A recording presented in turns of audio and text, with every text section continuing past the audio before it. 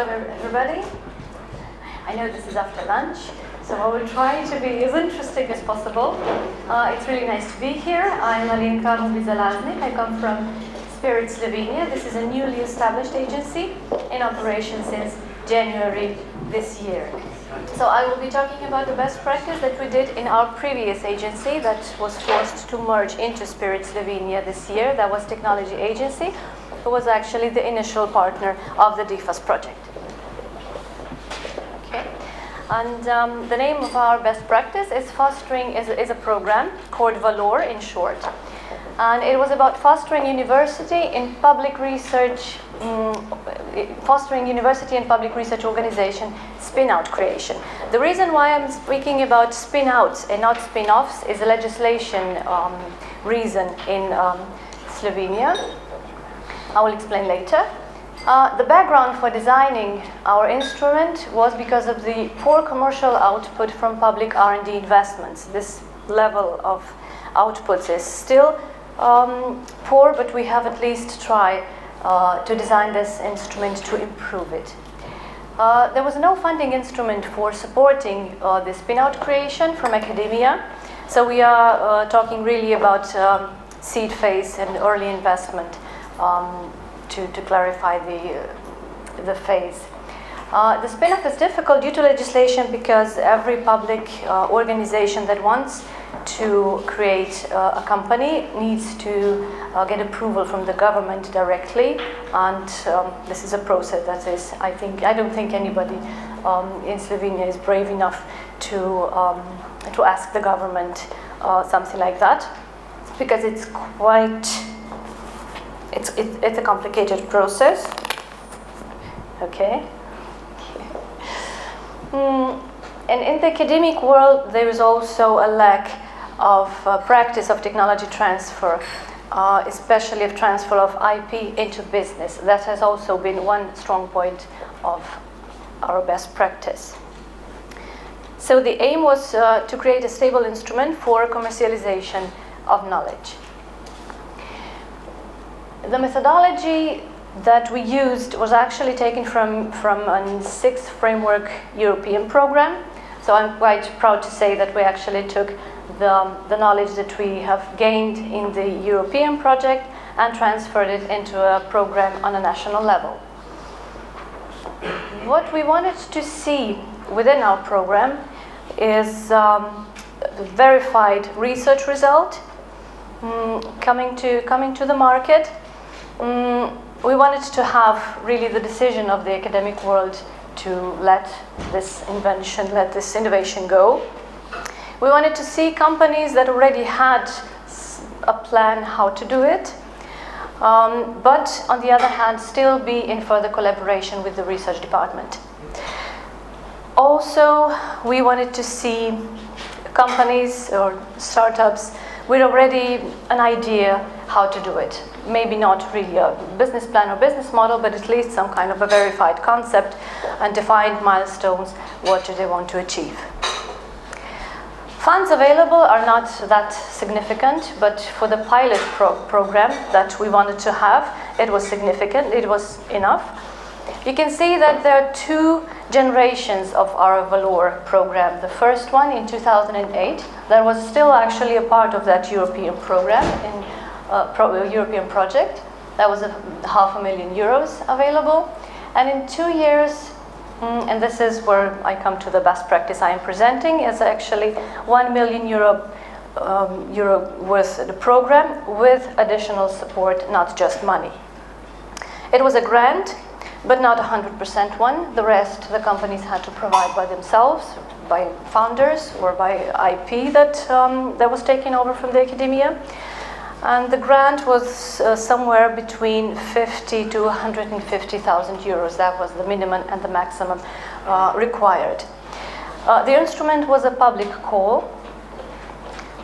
And after the selection process, after the signing of the contract between the public agency and the company, we had 1 year time to actually finalize the project that we decided to support.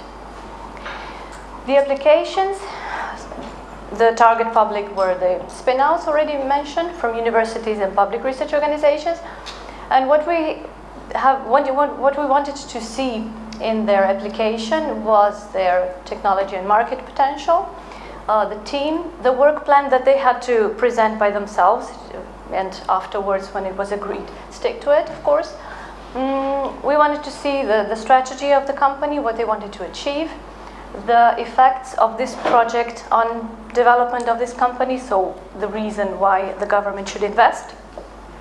And very importantly, also the sustainable company cooperation with the research department it stemmed from.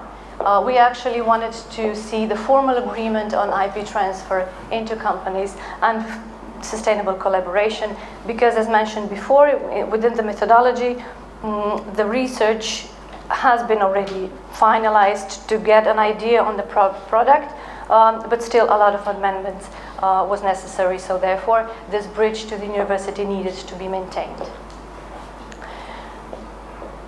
Between the two programs, Valor 1 and the Valor 2, there was a 2 years gap and some improvements, of course. We saw that not only money is necessary to develop a startup, but also additional other support. We also changed the selection process. It went from one phase to two-phase selection process. First phase was the project and technology assessment, and the second phase that was added was the personal approach. The companies had to present their idea in front of the expert jury that was consisted from venture capitalists, not to actually invest, but just to give their opinion, technology park directors, or entrepreneurs that themselves had the experience of bringing up a technology startup. And the additional support that we provided was the so-called agency mentor. There was our people, our advisors, that previously went through special training in order to consult the companies. There was also an entrepreneurial training provided. Additionally, an investor readiness program, access to venture capitalists, and some PR support.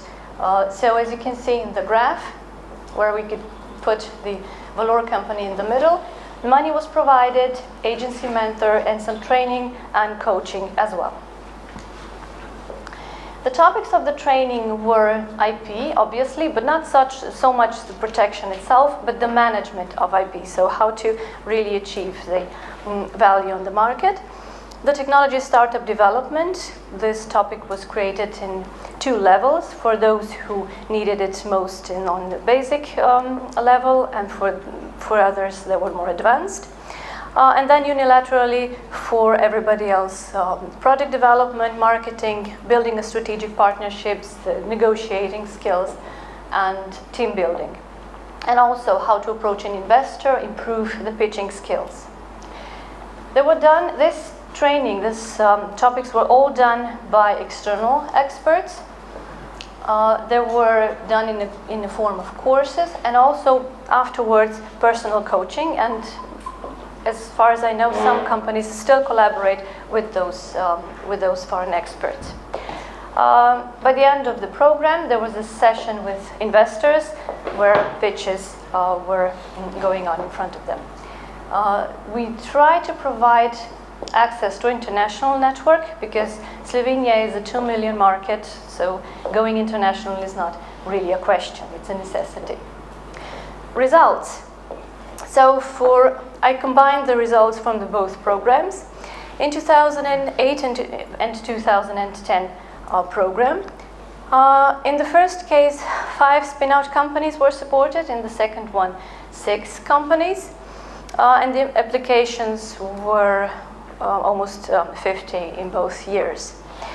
I'm proud to say that the majority of these companies are still well in operation, so we have a significant survival rate.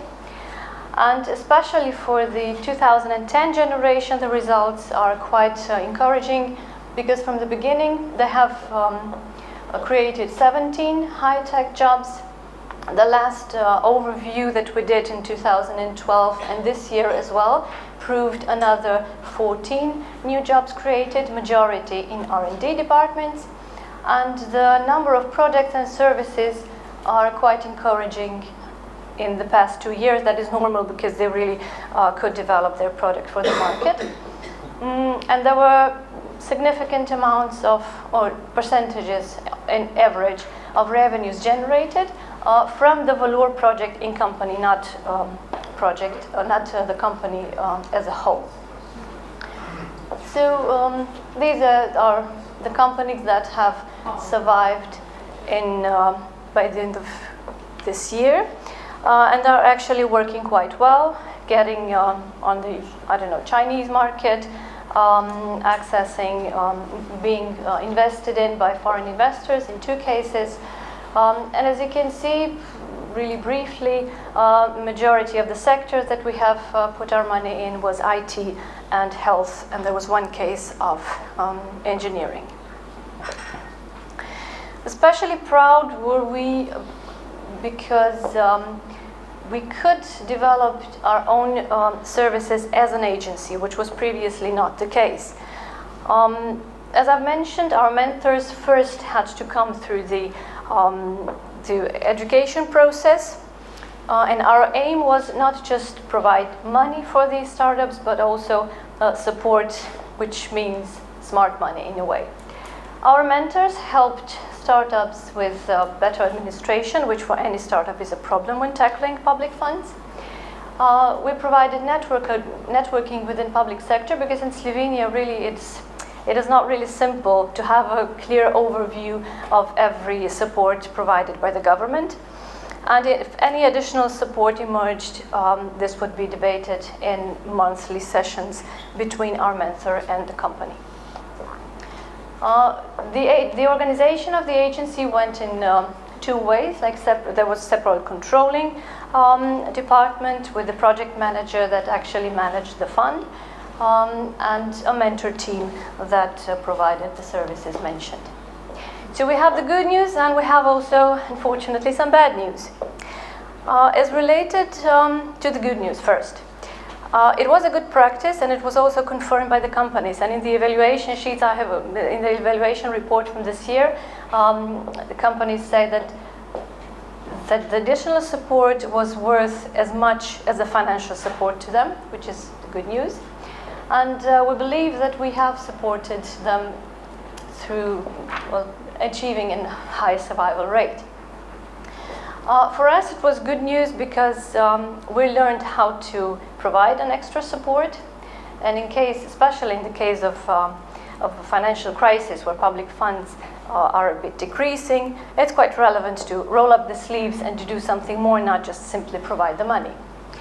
And we still do some follow-up EU projects in terms of organizing investment forums and coaching, which is our plan for 2014. Again, provide services for startup companies. There was also a sign of spillover effect in a mentorship program for startups. Is being implemented by the Slovene Enterprise Fund. They also provide funds for startups, but generally not only technology startups, and the funds are quite small, but nevertheless are there. Unfortunately, in coming here now to the bad news, the program was cancelled due to the lack of funds, and therefore we can establish that in Slovenia for this type of startups, seed phase support is still poor. We have the business acceleration, so the need for such trainings might not be that obvious, but the funds provided in a good way with the special support of the agency might still be there and be necessary. Right now, our agency, after not even a year of existence, is supposed to be again in reshaping. So we don't have currently innovation agency that would really provide stable services, which puts into question also what policy wants or needs from us to do. So that is really bad news for us, but we'll survive. And my final part of the presentation goes to what we have learned during the process of providing this program for startups. Our first lesson, of course, that the national innovation system should be specialized and focused and above all stable, at least to a ground that startups should know where to turn for help or for support. The important lesson was also that we have the capacity to suggest and to implement instruments, because this was really our idea. It was a bottom-up approach, not the wish of the ministry to do something about the problem. That is relevant for the agency to provide funds together with consulting, and that as a public sector still there is quite a lot of knowledge that can be useful for startups in terms of networking, foreign partners, links with other supportive agencies in Slovenia, because we have quite a few. So I've finished the presentation with the short chart. What we need is the focused national innovation system that is evaluated yearly or after some period of time, and of course the best results should be then brought to providing smart support for identified and relevant key targets. Thank you for your attention. I hope I haven't been too long.